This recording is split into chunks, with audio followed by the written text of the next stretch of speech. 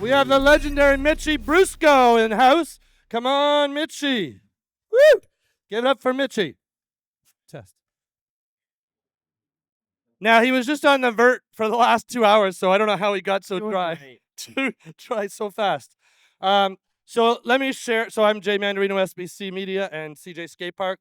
The first time I had the honor of meeting, he might not want that, but 12 years old, he was at Camp Woodward with David Palzese, one of our other campers. And they, Turtle! Yeah, Turtle! And they both came back to ride the vert ramp. And you were like incredible then. And to watch where you've aspired to, and your teaching skills are amazing. So tell us a little bit about what we don't know about you. Oh, man. Yeah, I mean, obviously a lot of time has passed since Woodward, and I mean, I was 12 years old, so, 15, 16 years ago, whatever. Time flies by when you're on the big ramps, going to contests, traveling with all, like, since then, right after that is when I made the transition from just kind of checking things out to qualifying for the contests and traveling and competing to make a living and doing that. So time has just flown by since then. Last time I saw you was Jackalope 2 years ago, and there you are with Tony Hawk and legendary skater, and they were all looking up to you. That must be an incredible feeling to be recognized by some of the greatest in the world. Yeah, I think just being able to share the ramp with the guys that I looked up to, like, for that feeling to be reciprocated, it's like, so I feel like they have to remind me sometimes that I fit in, that like now I am one of the guys who has a bunch of medals on vert and all these things. Like, I still hold those guys in such a high regard that it's always a surprise when they're on the sidelines watching the contest, paying their respects. I was like, there's just no way that we switched places like that. And what I love when we talked to Tony that day, he was so proud of you and all of those guys looking up to you. And here, you guys have switched places now, right? Crazy. Yeah. It's like, what a ride. Yeah. And your name's known all over the world. And now in Mississauga, Jackalope, Canada. Woo! What's one of the scariest things you've done on transition? So I think that you can talk about. Well, I think what surprises most people is that every time there's a contest, there's usually one part of the run that keeps you up at night. Like, just skating every day, like, no, I'm not afraid every time I drop in. I'm not afraid for every backside air or even 540. But once the contest starts, there's a part of the run that you really have to face. You never really get used to that. When I was younger, I thought that the more I compete and the more you travel and the more you do it, the less scary it is. But the only thing that happens is you take more slams over the years. So you just know exactly what you're getting into. So I think when you say what's the scariest thing, it's like looking at the schedule, knowing that there's 8 events on the calendar, and every single time that you'll have something that is genuinely keeping you up at night, it's kind of a crazy ride, to be honest. And you go to extreme places, like just the travel alone. Forget about even just the time zones and all those type of things. And yeah, I've tried a million different strategies for jet lag, for travel times, for all these things. The only thing I can say is you just do it. Like, you just have to do it. You're going to be tired. You're going to be sore. You're going to be injured. It's going to suck. But, like, none of that stuff really, like, it doesn't matter all that much. And you have a program you've partnered. I met him earlier. Tell us a little about that, because I think that's amazing, because a lot of people are afraid of it. There's not a lot of places where you can do it. But you've come up with a system that actually is, I mean, I saw you with Faye. Saw you with Sadie. And you've got some incredible skaters you're working with here at Jackalope. Yeah, I mean, it's a privilege to be able to give some tips, and honestly, the amount of positive feedback that we've gotten from Skate IQ is It's genuinely amazing. I don't think there's anything that I Don't could. seem too look at your gleam. You're so happy when you say that. It's so true. I mean, it's amazing. I've been in the sun for like 3 hours, yelling my face off. He's lost 12 pounds already. But I seriously don't think there's anything I could do on my own skateboard that would have an impact as big as Skate IQ has had already. And honestly, we've been up and running for about a year. It's relatively new when you It's think about it, right? Super new. Yeah. But I get stopped every event we go to. I get stopped as the YouTube guy or the Skate IQ guy, or I helped with their ollies or something very simple. And honestly, like, it's such a good feeling that the content is making a real difference. And like, it's deeper than I would expect too, because you go into Instagram comments of when someone else is giving tips or something, and you can see the comments, they're just like repeating our videos. And that probably makes me feel better than anything. That It's the a tips compliment, are right? really sinking in. Yeah. And we talked about how your mentors are now looking at you. So you are influencing many skaters now. I know I've talked to some of them earlier, and they want to be like you. How does that make you feel? I mean, it's seriously just a privilege, and I want to be the best role model that you can be, in the sense that, like, this stuff takes hard work, and you have to think about it a lot, and you have to take it seriously. I think a lot of skaters, it's easy when something comes naturally to you to use it as an excuse to not develop as a person. But a lot of these camps are about working the fundamentals, work them till you know them like the back of your hand, and make sure that you know what your goals are and you're realistic about how long it's going to take you to get there. Like, I think I got to sign up for this. Some people, you just get lucky sometimes, and you have the right skill set and you can do the tricks and you get invited to the contest. But if you want to be landing and rolling away day in and day out for the next 20 years, like, buckle up, dude. Like, it's no joke. Here's a compliment you're gonna like. You might be surprised. I don't know, but there's a skater called Bob Burnquist. You Yep. might have heard of him. Yep. So we just had to release a photo of him from SBC because they're doing a movie on him in South America right now, Brazil, HBO Brazil, I believe, and we were talking about this, and he thinks you're an amazing skater, which I think is awesome. Getting a compliment from Bob means a ton. Growing up, there's no one who inspired me more.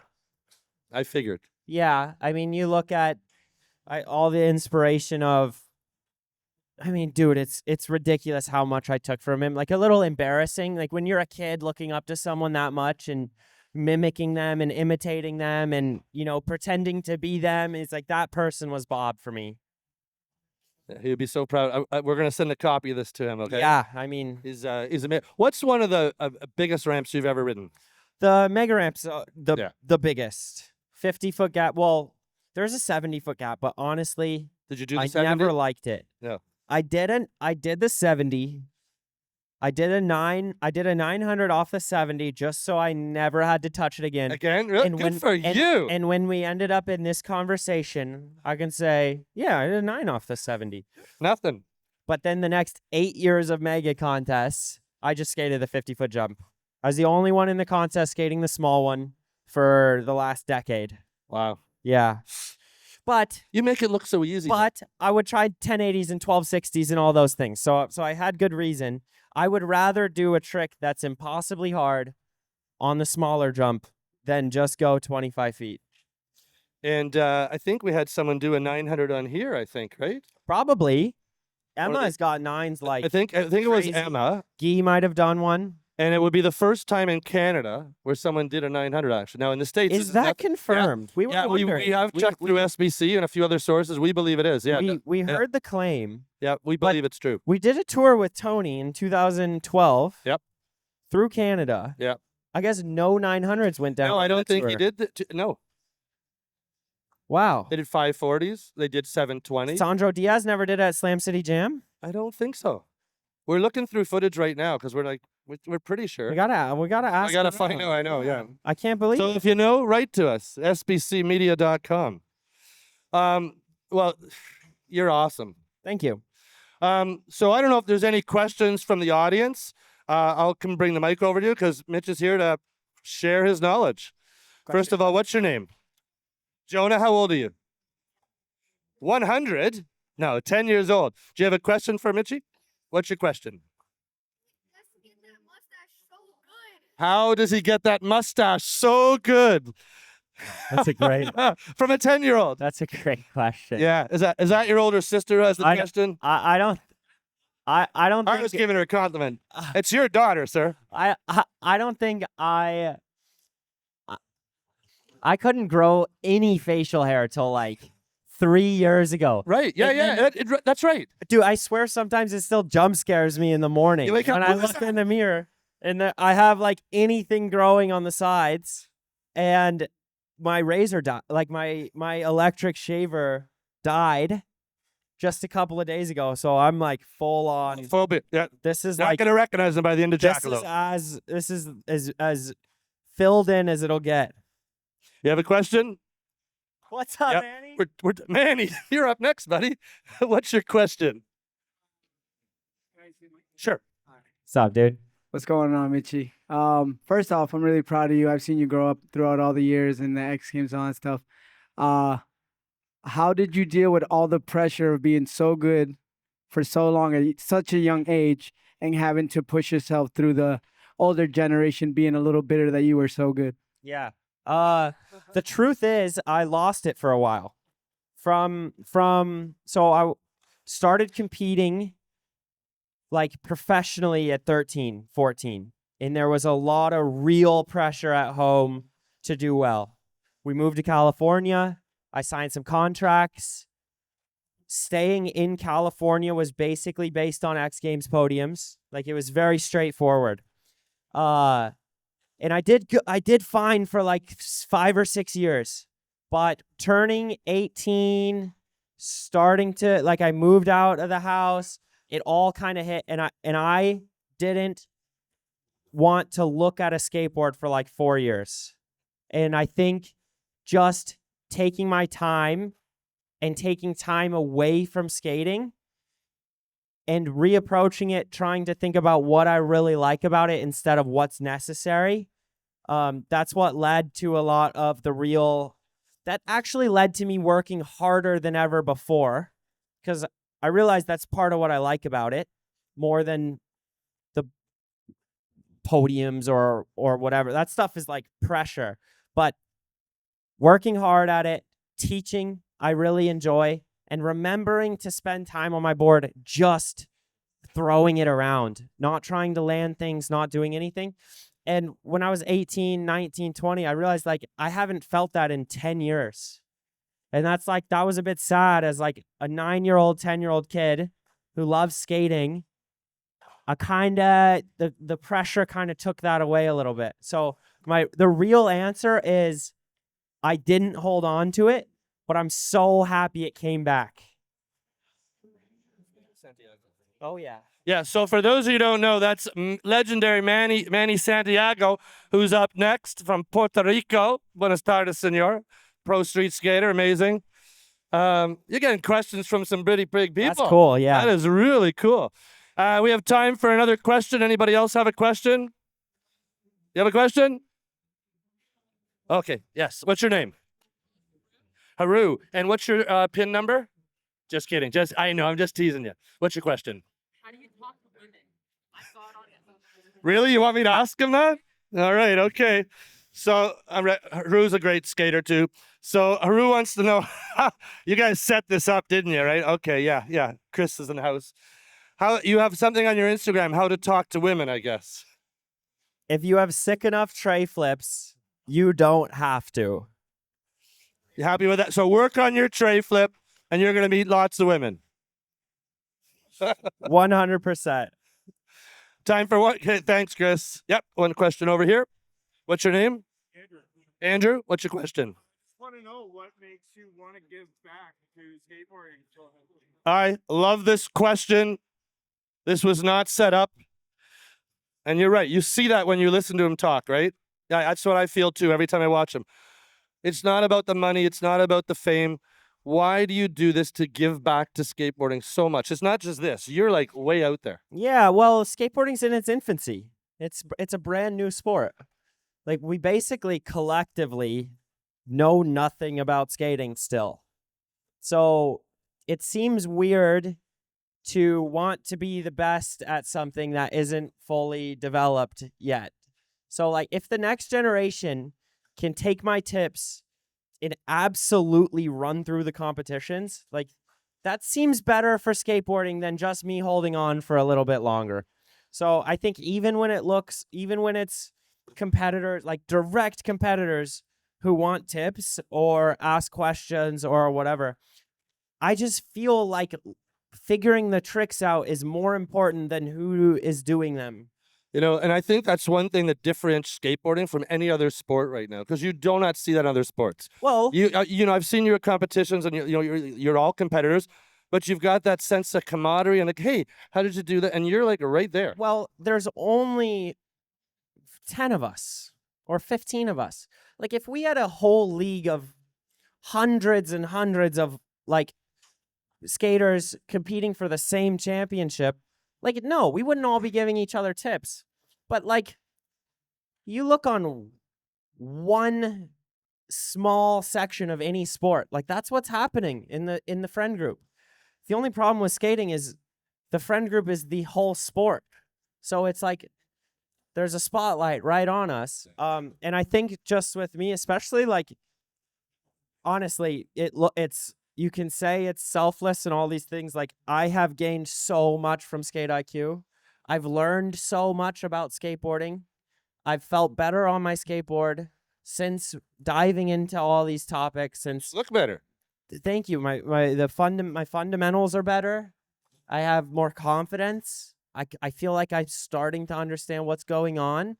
You know, I get a lot of great opportunities to come to Jackalope to compete in these events, and you know, they really take care of us. So it is a give and take. Like, You're a rock star, just like it says on the cap. I don't feel like I'm getting ran dry just by giving everything away, like, at all. Like, I feel like it's very well reciprocated, and especially the kids and the adults who want the tips take it so seriously that I'm happy to help. If someone comes up on the street and is like, oh, like, teach me a kickflip, I'm like, dude, Tony Hawk's got that game. I'm just walking. Like, you know, that's not what we're doing right now. But at these events, and when a kid's with their skateboard and you can tell it means so much to them, it's like, dude, I don't feel like I'm just giving. Like, it goes both ways. And your partner is over here. Yep. Introduce your partner. Tyler Stroud helped me start Skate IQ. Without him, it would just be, I mean, honestly, it was his idea, and the execution and logistics all come from him. I know how skateboards work, and I'm really good one-on-one with someone. Outside of that, I need a lot of help booking the camps and the flights and knowing the schedules and creating systems around the things that I already know. That all comes from Tyler. It's like I basically can just like word vomit and give someone a lot of confidence. But as far as making everything cohesive, like, it's definitely wouldn't have happened without that help. I got to speak to him before your X Games event, and he's as busy as you are. Oh, but arguably, we kind of switch off. Yeah. But you know, there's always a team, right? And you got to pick your team, and you surround. I always tell people it's not me, it's my team, and you surround yourself with excellence. Yep. And obviously, that's what he's done in picking you. So. And I've said that before in the past about like how important like having a team, but I don't think I've ever felt it on this level where like you really trust someone to make decisions. Show up and like put your life in their hands. Exactly. Like, there are hard decisions that we have to make every day. And I thought that was a joke. Like, you start a business and you think the hard work's in the beginning and all these things, but we have to decide what to prioritize, where to go, who to work with, who not to work with. what the brand looks like, what the messaging looks like, long-term visions, like every single word in a piece of content. Like, if it doesn't work, it doesn't work. And if it works perfect. Like, I've never really, I've heard it before, but I've never experienced what that's like. You're living it now. I'm living it now, for sure. Ar- For sure. All right. So I want to really thank Mitchie Brusco here and give a round of applause, taking his time over here. Yeah, thank you guys. What you do for skateboarding, giving back. Of Awesome. course.